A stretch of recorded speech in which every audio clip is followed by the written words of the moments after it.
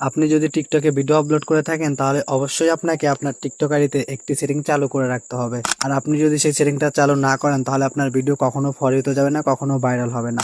কি সেই সেটিংটা দেখিয়ে দেয়, তো অবশ্যই ভিডিওটি ভালো করে ফলো করুন। তো ফার্স্ট হলো আপনি আপনাদের ফোন থেকে টিকটক অ্যাপসটা ওপেন করে নেবেন, ঠিক আছে ফ্রেন্ডস।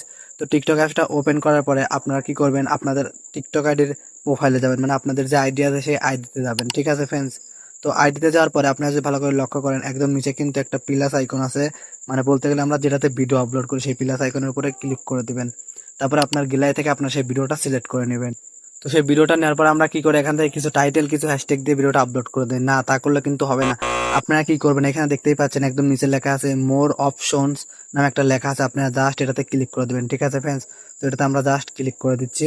তো এটাতেই কিন্তু মূল কাজ। তো এখনো চ্যানেলটি সাবস্ক্রাইব করে না থাকলে অবশ্যই সাবস্ক্রাইব করে রাখুন। তো এটাতে ক্লিক করার পরে কিন্তু ঠিক এরকম একটা অপশন চলে আসবে, এখান থেকে একদম স্ক্রল করে একটু নিচে যাবেন।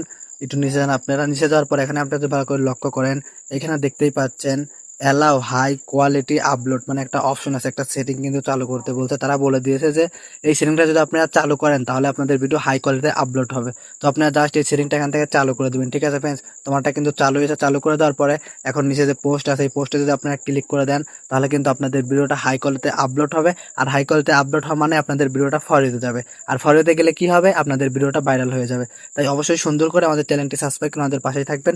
আর কোন ধরনের ভিডিও চান অবশ্যই কমেন্টে জানিয়ে